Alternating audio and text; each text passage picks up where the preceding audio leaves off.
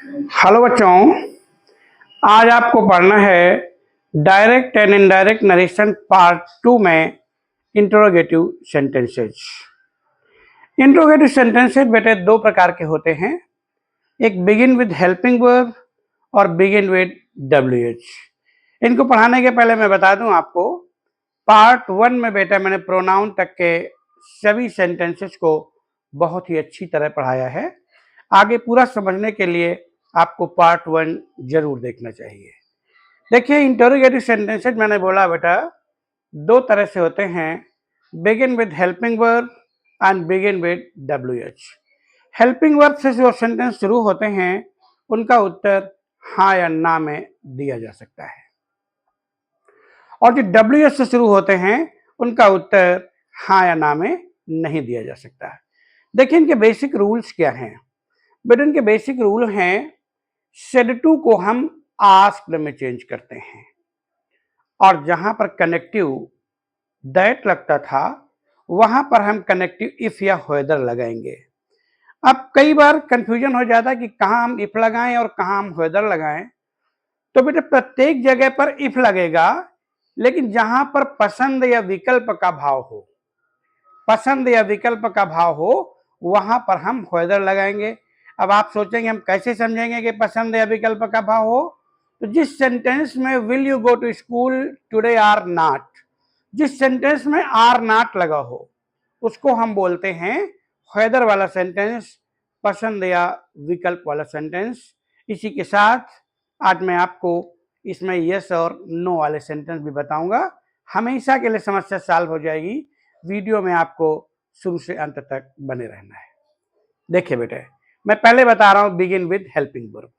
मैंने भी बताया जो सेंटेंस हेल्पिंग वर्ब से शुरू होते हैं उनको begin with helping verb, is, am, are, was, were, has, have, will, shall, इस तरीके के डू, डज, डिड, ये हेल्पिंग वर्ब हैं। सेड टू को हम आस्क्ड में चेंज करते हैं, कनेक्टिव इफ या व्हेदर लगाते हैं। मैंने बोला प्रत्येक जगह पर इफ, और जहां पर पसंद या विकल्प का भाव हो वहां पर हम व्हेदर का प्रयोग करते हैं। क्लियर बेटा?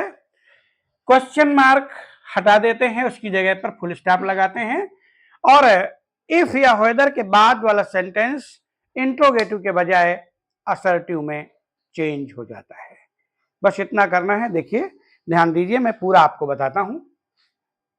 लेकिन Ram said to me are you singing a song. बेटा मैं आपको साथ साथ प्रोनाउन भी समझाते चलता हूं।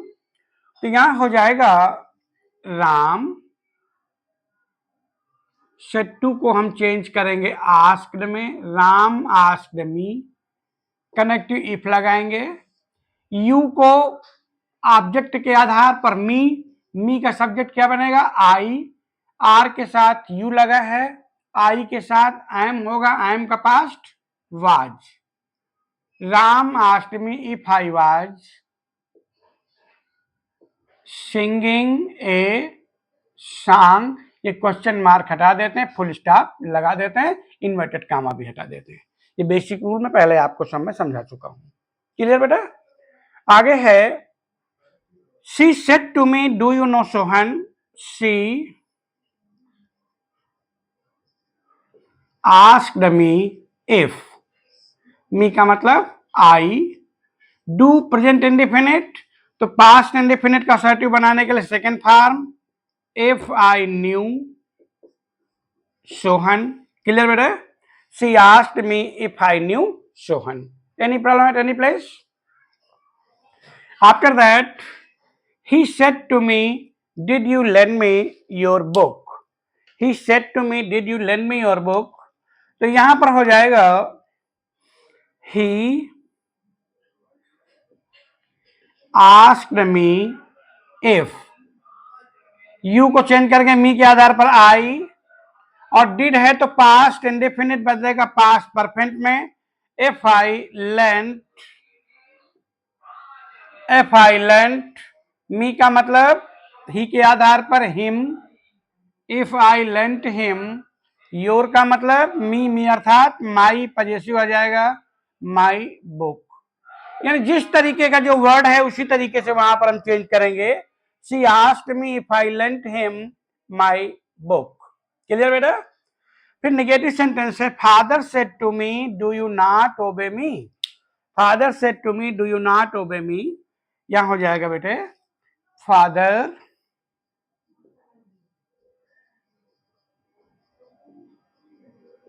Asked me if I do का क्या हो जाएगा डिड नॉट, क्योंकि निगेटिव बनेगा तो डिड नॉट, और डिड नॉट के साथ फर्स्ट फॉर्म में रहेगी डिड नॉट ओबे। मी को ले जाएंगे फादर की जगह पर, फादर का मतलब ही का ऑब्जेक्ट हिम। क्लियर बेटा। अब देखते हैं बेटे अगला सेंटेंस है Ram said to Mohan will you go to school today, Mohan said yes. देखिए बेटे यस या नो वाले सेंटेंस हैं, कई बुक्स में बड़ा कंफ्यूजन लिखा हुआ है, आपको ध्यान देना है जिससे आपको ठीक से समझ में आ जाए। फादर राम आस्क्ड मोहन, यहां हो जाएगा बेटे राम आस्क्ड मोहन। पहले उस तरह इफ ही विल का past would go to school today का मतलब that day. If he would go to school that day Mohan said yes, तो यहां पर हम फुल स्टॉप लगाने के बाद लिखेंगे मोहन रिप्लाइड और कनेक्टिव लगाएंगे दैट। अब अगर यस लिखा है तो हम फिर पीछे सेंटेंस में जाएंगे जहां पर हमने कनेक्टिव लगाया था इफ। इफ के बाद है सब्जेक्ट और वर्ब, उन दोनों को ऐसे ही उतार देंगे दैट ही वुड। क्लियर बेटा। इफ के बाद जो सब्जेक्ट और वर्ब है उसी को हम उतार देंगे that if he would, that he would. अब कई बुक्स में क्या लिखा रहता है Ram asked Mohan if he would go to school that day, Mohan replied in affirmative, और अगर नो लिखा है तो मोहन रिप्लाइड इन नेगेटिव। लेकिन बेटा ये छोटी क्लास तक, क्लास 10 तक ठीक होता है, और आगे 11, 12 और कंपटीशन में इस तरीके के सेंटेंस को एरर में गलत कर देते हैं, इसलिए आपको शुरुआत से ही ठीक से सीखना है। अब अगर यहां पर ये लिखा हो no, Ram said to Mohan will you go to school today, Mohan said no, सब कुछ वही लिखेंगे, लिखेंगे Ram asked Mohan, Ram asked Mohan if he would go to school today का मतलब बेटा that day, Mohan replied that. अब फिर बेटा हम इफ के पास जाते हैं, इफ के बाद सब्जेक्ट और वर्ब लिखेंगे दैट ही वुड, अगर यस था तो पर्याप्त हो गया ही वुड, और ये नो है तो यहां पर अपनी तरफ से हम लगा देंगे दैट ही वुड नॉट। अब बेटा एक बार पूरी समरी दूसरे शब्दों में सुनिए, फिर हम आपको WH के सेंटेंस बताते हैं। इंट्रोगेटिव सेंटेंसेस दो प्रकार के बेटे होते हैं, begin with helping verb, begin with WH। तो पहले मैं हेल्पिंग वर्ब के विषय में आपको बताता हूं। जो सेंटेंस हेल्पिंग वर्ब से शुरू होते हैं उनका उत्तर यस या नो से दिया जा सकता है। ऐसे सेंटेंसेज में सेड टू को आस्क में चेंज करते हैं, कनेक्टिव इफ या वेदर लगाते हैं, क्वेश्चन मार्क को हटा देते हैं, उनकी जगह पर फुल स्टॉप लगाते हैं, और कनेक्टिव के बाद वाला वर्ड, कनेक्टिव के बाद वाला सेंटेंस असर्टिव में चेंज हो जाता है, उसका इंट्रोगेटिव से कोई मतलब नहीं रहता। क्लियर बेटा।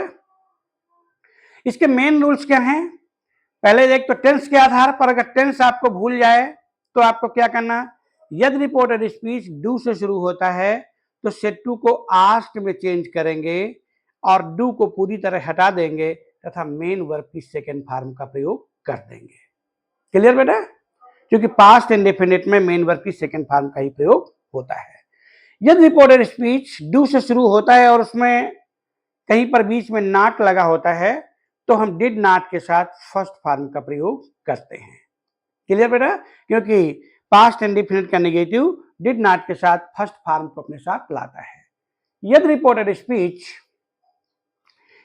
स्पीच डिड से शुरू होता है, इसका मतलब है कि सेंटेंस है पास्ट, इंडिफिनिट और पास्ट इंडिफिनिट चेंज होता है पास्ट परफेक्ट में, तो फिर हम सब्जेक्ट के साथ हैड प्लस मेन वर्ब की थर्ड फॉर्म का प्रयोग करते हैं। अब बेटे आपको मैं बता रहा हूं WH वाले सेंटेंसेज, ये साथ साथ आप लिखते भी जाइए। मैं बहुत धीरे बोलता हूं, 2 बार 3 बार बोलता हूं, जिससे कि आप लिख ले जाएं, और जब आप पूरी एक्सरसाइज सुन लेंगे, देख लेंगे, अपने आप लिख लेंगे, तो किसी तरह के सेंटेंस में कोई प्रॉब्लम होगी नहीं बेटा। अब आपको करना है WH वाले सेंटेंस। WH वाले सेंटेंस को मैं एक बार आपको बताता हूं, पूरा ध्यान से देखिए वीडियो। बेटा जो सेंटेंस WH से शुरू होते हैं तो उनमें सेट टू को हम या तो आस्क्ड में चेंज करते हैं या इंक्वायर्ड आप में चेंज करते हैं, बोथ आर इक्वल। एरर में अगर आस्क्ड लिखा है या इंक्वायर्ड आप लिखा है तो दोनों को हम बिल्कुल समान मानेंगे। इसमें भी हम क्वेश्चन मार्क हटा देते हैं, और ये जो WH है कनेक्टिव में, यहां पर हम WH की जगह पर WH ही रखते हैं, अर्थात जो वर्ड है what, why, when, where, whose, उसी को हम उसका कनेक्टिव बना देते हैं। इसमें इफ, वेदर या दैट का कहीं पर भी प्रयोग नहीं होता, और अगला सेंटेंस असर्टिव हो जाता है। क्लियर बेटे? एक सेंटेंस में बता रहा हूं, I said to her who are you and where are you coming from. I said to her, who are you and where are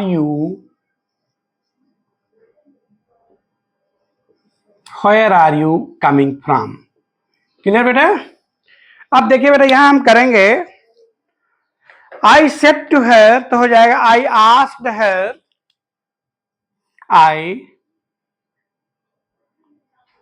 asked her, ये WH कनेक्टिव वही रहेगा हु, यू का मतलब हर का मतलब सी, अगला सेंटेंस असर्टिव होता है तो हम क्या लगा देंगे? वाज।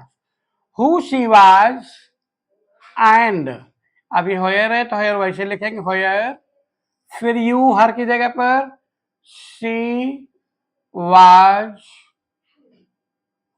Coming from. आंसर हो जाएगा I asked her who she was and where she was coming from, question mark हटा देंगे। मैंने बताया अगला सेंटेंस असर्टिव हो जाता है। क्लियर बेटे? दूसरा सेंटेंस है ही सेड टू मी। नहीं समझ में आता, आप कमेंट बॉक्स में कमेंट करके पूछेंगे, प्रत्येक क्वेश्चन का सोल्यूशन आपको हम देंगे बेटा। He said to me where do you live. He said to me, comma, inverted comma, where do you live। बेटा ओवर कॉन्फिडेंस में मत रहना, प्रत्येक सेंटेंस को देखेंगे तो आपके प्रोनाउन भी क्लियर हो जाएंगे और किसी तरह के सेंटेंस में कोई परेशानी नहीं होगी। He said to me, where do you live? Answer हो जाएगा he asked me। क्लियर बेटा? he asked me। अब where ही इसका कनेक्टिव बनेगा, where यू का मतलब आई, मी के आधार पर क्या बनेगा? आई। यू को लाएंगे मी की जगह पर, मी ऑब्जेक्ट है, इसको सब्जेक्ट बनाएंगे आई, तो ये हो गया आई। वेयर आई, डू माने present indefinite, present indefinite change होता है पास्ट इंडेफिनिट, पास्ट इंडेफिनिट में बेटे मेन वर्ब की सेकेंड फॉर्म का प्रयोग होता है, तो हो जाएगा answer he asked me where I lived. Clear बेटे? एक सेंटेंस और देखो, he said to Mohan, how much money do you want?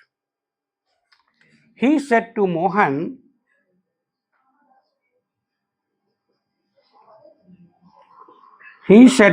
comma, inverted comma, how much money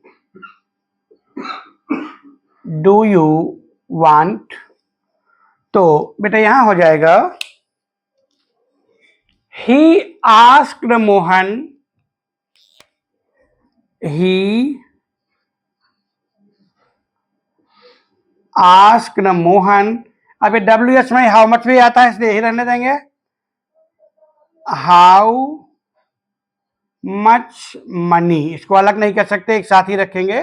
how much money, you को लाएंगे मोहन के आधार पर, मोहन अर्थात ही, ऑफ डू है तो प्रेजेंट इंडेफिनिट, प्रेजेंट इंडेफिनिट माने past indefinite, how much money he wanted.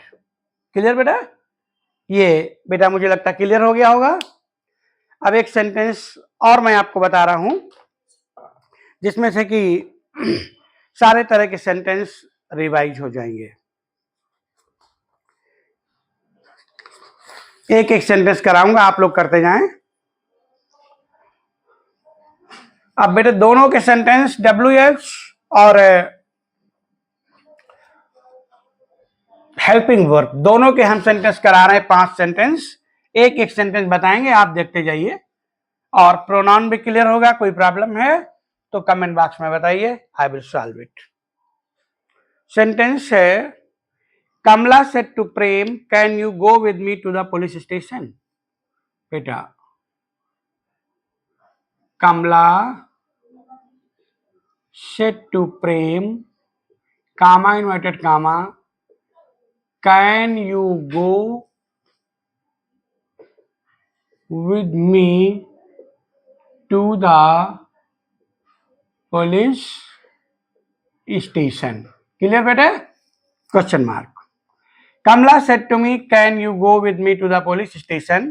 बेटा प्रोनाउन भी साथ साथ देखते जाइए। यहां हो जाएगा कमला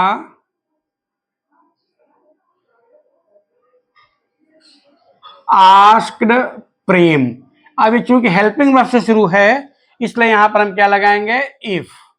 कमला आस्क्ड प्रेम इफ, प्रेम का मतलब, यू का मतलब प्रेम, प्रेम का मतलब ही, इफ ही, कैन का past could, if he could go with me का मतलब कमला अर्थात her, go with her to the police station. Clear बेटा? एक बार समझ लीजिए, ये जो मी है फर्स्ट पर्सन का प्रोनाउन है, इसको हम ले जाएंगे सब्जेक्ट के आधार पर। सब्जेक्ट है कमला, कमला माने सी का पजेसिव हर। क्लियर? सी का पजेसिव और ऑब्जेक्टिव दोनों ही हर होता है, यहाँ पर ऑब्जेक्ट चाहिए तो मैंने हर लगा दिया। क्लियर बेटे? अब एक सेंटेंस बेटे मैं बताऊं आपको होदर वाला। The teacher said to Hari, do you want to attend the parade or not. The teacher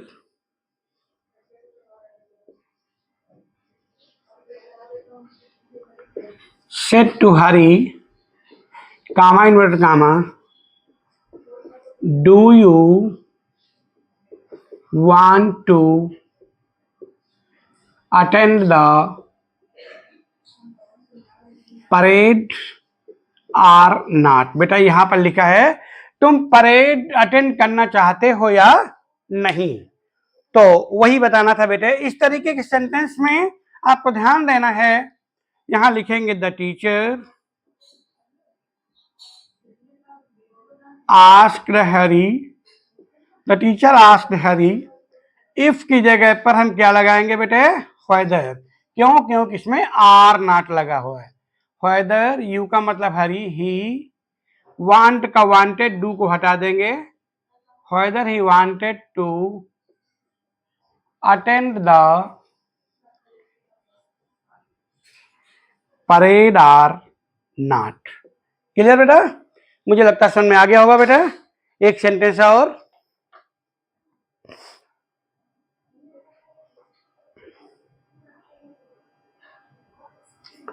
He said to her, will you lend me your pen। अच्छा सेंटेंस है बेटे, प्रोनाउन चेंज का। He said to us, will you lend me your pen। बेटा देखना अच्छा sentence है, अच्छी revision हो जाएगी आपकी। He said to her, will you lend me your pen। He said to her, will you lend me your pen। यहां हर कर देंगे। He said to her, will you lend me your pen, तो हो जाएगा he asked her if, he will का past, would lend me का मतलब him. क्यों? मी फर्स्ट पर्सन का प्रोनाउन है तो हम ही के आधार पर चेंज करेंगे, ऑब्जेक्ट हिम हो जाएगा। योर सेकंड पर्सन का प्रोनाउन है तो यहां पर हर है, इसका ऑब्जेक्ट हर हो जाएगा, लेकिन योर पजेसिव में है तो इसको हम यहां पर पजेसिव में रखेंगे। सेंटेंस हो जाएगा he asked her if he would lend him her pen. एक मिनट बेटा, आस्क्ड हर, तो हर बेटा ये हर है इसलिए यहां पर ही ना होकर सी होगा। She would lend him her pen. She would lend him her pen, एक बार रिवाइज कर लो, थोड़ा कंफ्यूजन हो गया आपको और मुझे भी। ही सेड टू हर, तो हो जाएगा he asked her if, you का मतलब हर अर्थात सी, के पहले धोखे से मुंह से निकल गया था he, she would lend, lend ही रहेगा बेटे, she would lend him her pen. एक सेंटेंस और बेटा, WH का एक सेंटेंस कराते हैं। I said to them where is my watch. I said to them,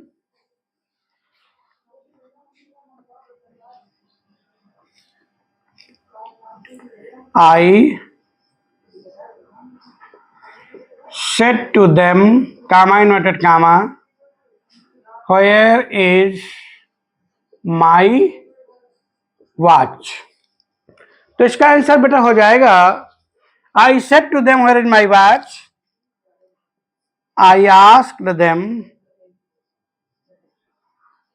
अब where है तो WH ही रहेगा, where, my का मतलब I के आधार पर ले जाएंगे, I का पजेसिव फिर my हो जाएगा, where my watch was, question mark हटा देंगे, फुल स्टॉप लगा देंगे क्योंकि अगला सेंटेंस असर्टिव हो जाता है। आंसर हो जाएगा I asked them where my watch was. Clear बेटे? इस तरह से बेटे मैंने आपको सभी सेंटेंस कराए हैं। अगर किसी सेंटेंस में फिर भी कोई प्रॉब्लम होती है तो आप कमेंट बॉक्स में लिखकर मुझसे पूछ सकते हैं। मेरा पूरा विश्वास है कि किसी तरह का कोई क्वेश्चन उठेगा ही नहीं अगर आप शुरुआत से पार्ट 1 और पार्ट 2 देख लेंगे। अगला जो पार्ट 3 होगा उसमें मैं बेटा इंपरेटिव सेंटेंस समझाऊंगा और इंपरेटिव सेंटेंस के साथ साथ इंपरेटिव में ही ऐड होते हैं लेटेस्ट वाले सेंटेंस भी, जो 3 प्रकार के होते हैं, लेटेस्ट, लेट, और ऐसी ट्रिक से समझाऊंगा कि आपको तुरंत ही समझ में आ जाएगा। अगर वीडियो अच्छा लगा हो तो लाइक, शेयर और सब्सक्राइब करें तथा दोस्तों से भी कराएं। Thank you.